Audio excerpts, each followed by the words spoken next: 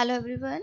आज हम स्टडी करने वाले हैं कि अगर आपको किसी भी टाइप का प्रोजेक्ट बनाना है, उस प्रोजेक्ट में आप क्या क्या इंक्लूड करेंगे, उनका मेन मोटिव क्या है, the purpose of all this chapter in your research, but would we find out after the conclusion.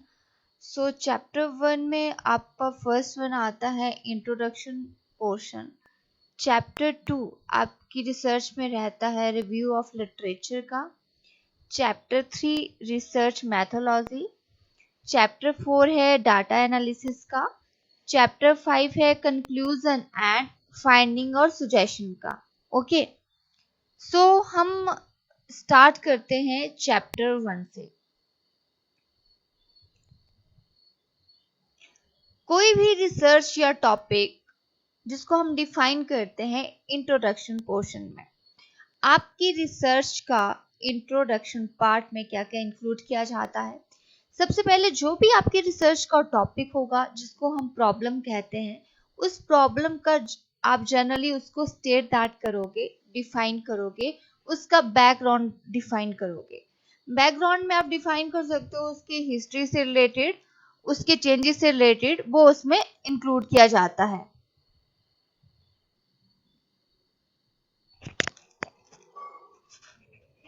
और जैसे बैकग्राउंड डिफाइन करोगे, after then define the term and scope. जो भी स्पेसिफिक टर्म आपकी रिसर्च में है या उस टॉपिक में है, उसको आप डिफाइन कर सकते हो। उस टॉपिक का स्कोप क्या है, उसको आप डिफाइन कर सकते हो। जो भी आपने प्रॉब्लम चूज की अपनी रिसर्च में, उसकी करंट सिचुएशन क्या है, यानी कि ऑनलाइन करंट सिचुएशन क्या है, और उस करंट सिचुएशन को इवेलुएट कर सकते हैं आप इंट्रोडक्शन पोर्शन में। तो पहला तो है कि जो आपका टॉपिक है उसको आप डिफाइन कर सकते हैं, उसके बैकग्राउंड को डिफाइन कर सकते हैं, उसका स्कोप क्या है, उसकी किस तरह की अगर कोई टर्म है उसका यूज किया जाता है उसको डिफाइन करेंगे। करंट सिचुएशन क्या है, उसको हम किस तरह से इवेलुएट कर सकते हैं सिचुएशन को, उसको हम डिफाइन कर सकते हैं। तो ये तो हो गया इंट्रोडक्शन में। इंट्रोडक्शन का कौन सा चैप्टर है? Chapter number 1। ओके, तो चैप्टर नंबर 1 आपका किस में जाएगा? इंट्रोडक्शन में। नेक्स्ट वन है, this is the chapter number 2।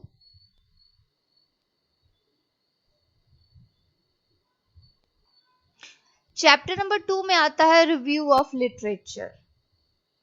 सो आप सबसे पहले आप अपने टॉपिक के रिगार्डिंग रिलीवेंट लिटरेचर को फाइंड आउट करेंगे।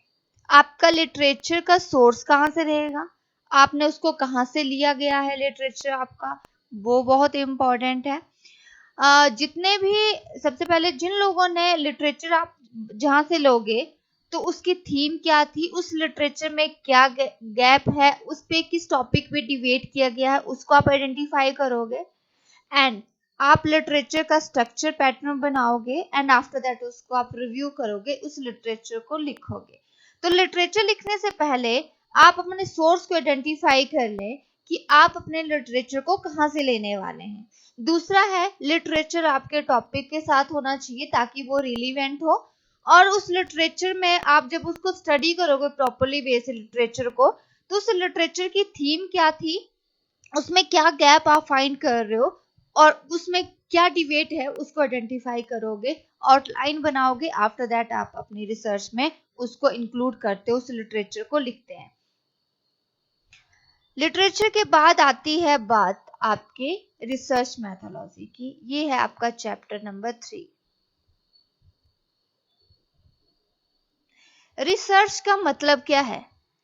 सर्च करना, ढूंढना, और रिसर्च होता है दोबारा ढूंढना। यानी कि अगर किसी टॉपिक पे कोई काम हो चुका है, तो उस टॉपिक पे आप दोबारा कुछ ना कुछ नया खोजोगे, उसी को ही रिसर्च कहते हैं। मैथोलॉजी मेथड से लिया गया है। रिसर्च को फाइंड आउट करने के बहुत से मेथड हैं। तो पहला तो आपने देखना है कि type of research you did, which type of research. तो आपकी रिसर्च किस प्रकार की है।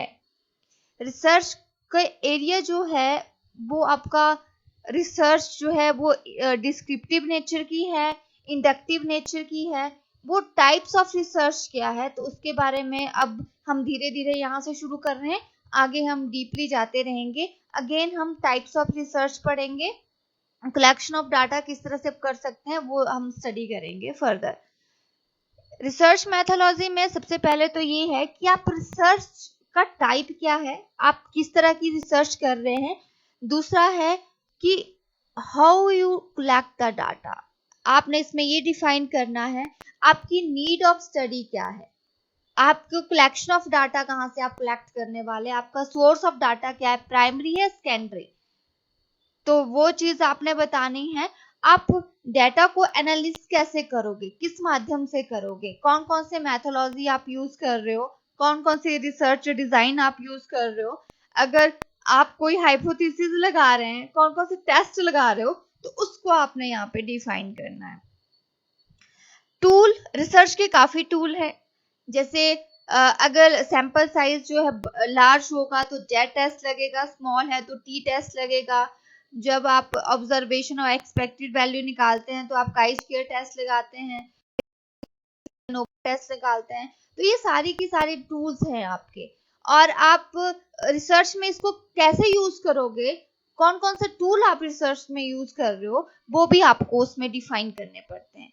रिसर्च मैथोलॉजी का चैप्टर ही ऐसा है कि इसमें आपने रिसर्च के मेथड्स को डिफाइन करना है, नीड को डिफाइन करना है, स्कोप को डिफाइन करना है, सोर्स ऑफ डाटा बताना है कि आप कहाँ से कलेक्ट कर रहे हो, कैसे आप रिसर्च करोगे, डाटा को कैसे एनालिसिस करोगे, तो ये सारा का सारा इंफॉर्मेशन आपकी रिसर्च मैथोलॉजी में आती है। नेक्स्ट वन जो आपका टॉपिक है that is data analysis. So data analysis का चैप्टर जो है वो आपका 4 हो जाता है।